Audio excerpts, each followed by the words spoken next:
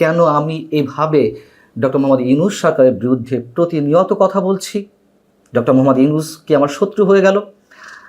আরেকটি হচ্ছে একান্তই ব্যক্তিগত প্রশ্ন, কেন আমি ২১শে টেলিভিশন ছাড়লাম অথবা ছাড়তে হলো, অথবা চাকরি গেল কেন, কিংবা চাকরি হারাতে হলো কেন? এই প্রশ্নগুলোর উত্তর দেওয়ার তেমন কোনো প্রয়োজনীয়তা মনে করিনি।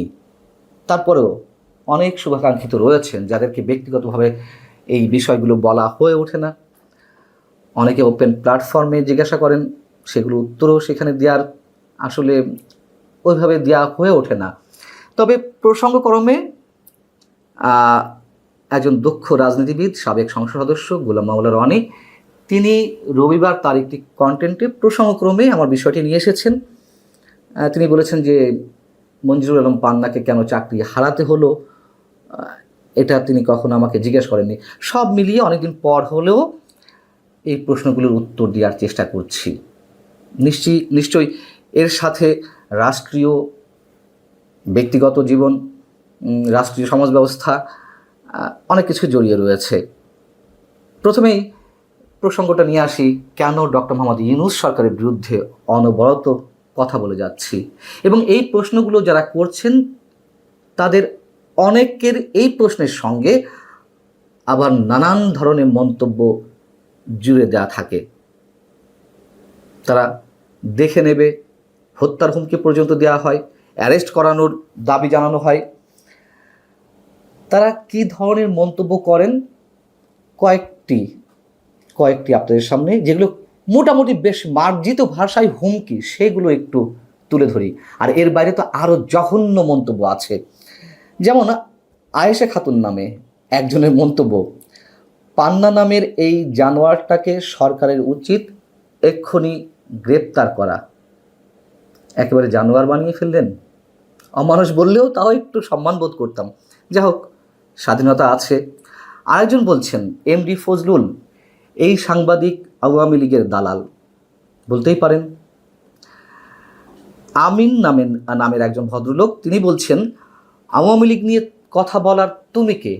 আওয়ামী লীগের বিরুদ্ধে যখন কথা বলি তখন আবার তারা বলছেন, তুমি জঙ্গি ইউনূস গঙ্গের সমর্থক পান্না, সাবধান হয়ে যাও। অবস্থা বুঝুন। কেউ ডক্টর ইউনূস সরকারের দালাল বানাচ্ছেন, কেউ বানাচ্ছেন আওয়ামী লীগের দালাল। তাদেরই একজন বলছেন, আপনি তো খালি ছাত্রদের হত্যার বিচার চান, পুলিশ হত্যার বিচার তো কোনোদিন চাইলেন না। ভাই, চেয়েছে কিনা ভালো করে একটু দেখুন। একটা কন্টেন্টের মধ্যে তো সব বিষয়ে কথা বলা যায় না। সোহেল রানা, তিনি বলছেন, এতদিন তো আওয়ামী লীগ ফ্যাসিস্ট কত কিছু বলেছেন, এখন কারা ফ্যাসিস্ট বোঝেন। অতুল প্রসাদ সেন, পান্না তুমি ভালো হয়ে যাও, তুমি এলিট ক্লাস পক্ষে কথা বলো, তুমি এন্টি ইসলামিস্ট, ফ্যামিনিস্ট, ইন্ডিয়ান র। আর কোনো উপমার প্রয়োজন আছে? মাহিদুল ইসলাম, তিনি বলছেন, মঞ্জুরুল আলম পান্না সাহেব, এখন কোথায় আপনাদের ২৪-এর বাক স্বাধীনতা? আপনাদের আরও উচিত শিক্ষা বাকি আছে। আমরাও মনে করি উচিত শিক্ষা বাকি আছে, কারণ সবসময় তো বিভিন্ন সরকারের অপকর্মের বিরুদ্ধে কথা বলতে হচ্ছে, এবং তার জন্য অনেক ধরনের স্টিম রোলারও চালানো হচ্ছে। সরকার বা ডক্টর মোহাম্মদ ইউনূসের বিরুদ্ধে কেন সবসময় কথা বলি? কথা যে বলি এটা সত্য। ভাইরে শুনুন, একজন সাংবাদিকের কাজ কি? একজন সাংবাদিকের মূল কাজ হচ্ছে ক্ষমতাকে প্রশ্ন করা। ক্ষমতাসীনরা ক্ষমতাকে অপব্যবহার করেই তো নানান ধরনের অপকর্ম, দুর্নীতি, এরকম অনেক কিছু করে, এবং সাংবাদিকের কাজটি তো ওখানেই প্রশ্ন তৈরি করে আঘাত করা, উত্তর বের করে নিয়ে আসা, জবাবদিহিতে জায়গাটি তৈরি করা। এখন সরকারের বিরুদ্ধে কথা বলায় অনেকে রয়্যাল এজেন্ট বানাচ্ছেন, এই সময় অন্তত অনেকে ভারতের দালাল বানাচ্ছেন, আওয়ামী লীগের দালাল বানাচ্ছেন, কত টাকা খেয়েছি এমন প্রশ্ন তুলছেন প্রকাশ্যে। বলতে পারেন আমাদের সয়ে গেছে। আর যারা বলছেন কত টাকা খেয়েছি, সবার উদ্দেশ্যে ওপেন চ্যালেঞ্জ রইল, আমার এবং আমার পরিবারের সদস্যদের সবার যাবতীয় যেভাবে সম্ভব ব্যাংক হিসাব থেকে শুরু করে সব কিছু খোঁজ করার অনুরোধ রইল, আমি নিজে সহায়তা করব।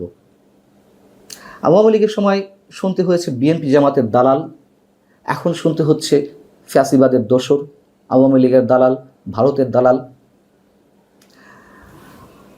বিভিন্ন গোয়েন্দা সংস্থা আওয়ামী লীগের সময় আওয়ামী লীগের বিভিন্ন অপকর্ম, দুর্নীতি, অন্যায়ের বিরুদ্ধে কথা বলতে গিয়ে সরাসরি বলি, সামরিক গোয়েন্দা সংস্থার ডিজিএফআই সেটা এক নির্দিষ্ট করে বলি, কি পরিমাণ স্টিম রোলার আমার পেশাগত জীবনে চালিয়েছে যে আওয়ামী লীগের শেষ 10 বছর কোথাও স্থির হয়ে কাজ করতে পারিনি, কাজ করতে দেয়নি কোথাও। আর একটা কথা একটু মনে করিয়ে দিই, দালালি যদি করতেই হয় সেটা তো সরকারে যারা থাকে তাদের দালালি করাই ভালো, তাই না? করেছে না অনেকে, এবং এখনো করছে। যারা করেছে বিগত সরকারের দালালি, আর এখন যারা করছেন বর্তমান সরকারের দালালি, তারাই তো ভালো থাকেন এবং ভালো আছেন। বরং সরকারের বিরুদ্ধে কথা বলে আমাদের লাভটা কি? লাভের জায়গাটা হচ্ছে আমাদের দায়বদ্ধতার জায়গাটি নিশ্চিত করা। খোঁজ নিয়ে দেখতে পারেন যে কি হয়েছে আওয়ামী লীগের সময়, কি হচ্ছে এখনো। অনেকে প্রশ্ন করেন যে ডক্টর মোহাম্মদ ইউনূস কি ভালো কিছুই করছেন না? করতে পারেন, উল্লেখ করার মতো কিছু না। যে কোনো সরকার ক্ষমতায় থাকে কি কারণে? মানুষের উন্নয়নের জন্য, দেশের উন্নয়নের জন্য। এটা তো খুব স্বাভাবিক, সেটা নিয়ে তো আলোচনা কিছু নেই। যখন নিউজ কোনটা, যখন আনইউজুয়াল কিছু ঘটে, অস্বাভাবিক কিছু ঘটে, সেটাই তো আলোচনার বিষয়। মনে করুন যে আমি তো একটা সংসারের অভিভাবক, একইভাবে আমার স্ত্রীও। আমাদের সন্তানকে যদি ঠিক মতো খাবার তুলে দিতে না পারি তার মুখে, সেটাই তো আশেপাশে আলোচনার বিষয়বস্তু হয়ে ওঠে। কিন্তু তাকে খাওয়াচ্ছি, 3 বেলা ভালো ভালো ব্যবস্থা করছি খাওয়া দাওয়ার জন্য, ভালো পোশাক পরাচ্ছি, এইগুলো নিয়ে তো আলোচনা কিছু থাকে না। এটা তোমার দায়িত্ব, ঠিক সরকারের দায়িত্ব ওইটা, মানুষের উন্নয়ন করা, সমাজের উন্নয়ন করা, রাষ্ট্রের উন্নয়ন করা, সেটা নিয়ে আলোচনা কি আছে? সাংবাদিকরা তো আর পিআর করবে না, সরকারের পাবলিক রিলেশনে কাজটি করবে না, তখন তা তিনি সাংবাদিক থাকলেন না, তিনি তখন দালালি হয়ে ওঠেন নিশ্চয়ই। তাহলে তো বলতে হয় যে শেখ হাসিনার সময় যে সিনিয়র জার্নালিস্টদের অনেকে দালালি করেছেন তারা ঠিক ছিল, এবং তারা যদি ঠিক থাকেন তাহলে এখনকার যারা দালালি করছেন তারাও ঠিক আছে। যারা দেখে নেওয়ার হুমকি দিচ্ছেন, যারা অ্যারেস্ট করার দাবি জানাচ্ছেন, হত্যার হুমকি দিচ্ছেন নানানভাবে, পরোক্ষভাবে, প্রত্যক্ষভাবে, তাদের উদ্দেশ্যে বলি, এগুলো বলে কোনো লাভ নেই। একজন মানুষ হিসেবে আমি সৃষ্টিকর্তার উপর বিশ্বাসী। যতক্ষণ না পর্যন্ত তার অনুমতি না মিলবে এটা করার ক্ষমতা কারণ নেই। এবং এসব ভয় দেখিয়ে যতই চেষ্টা করুন থামাতে নিশ্চয়ই পারবেন না, এটুকু বুকে হাত দিয়ে বলতে পারি। এবার আসি ছোট্ট করে 21 টেলিভিশন কেন ছাড়লাম বা কেন ছাড়তে হলো। যারা বলছেন চাকরি গিয়েছে, চাকরি খেয়েছে, এই ধরনের মন্তব্য করছেন, তাদের উদ্দেশ্যে জানাই ভাই, চাকরি আমি ছেড়েছি, এবং কেন ছেড়েছি সেটাও আপনারা জানেন। এটাও তো ওপেন হয়েছে সবার সামনে, প্রকাশ্যে হুমকি এসেছে ফ্যাসিবাদের দোষর বলে। বিদেশ থেকে যারা ওহী নাজিল করছে বর্তমান সরকারের উপরে, বর্তমান সমাজ ব্যবস্থার উপরে, এবং যারা এই বাংলাদেশকে চরমভাবে অস্থিতিশীল করতে চান, যারা বাংলাদেশকে ডিপ স্টেটে পরিণত করতে চান, ডিপ স্টেটের খেলায় যারা মেতে উঠেছেন, তারা হুমকি দিল 24 ঘন্টার মধ্যে ফ্যাসিবাদের দোসর মঞ্জুর আলম পান্নাকে 21 টেলিভিশন থেকে বিতাড়িত করতে হবে।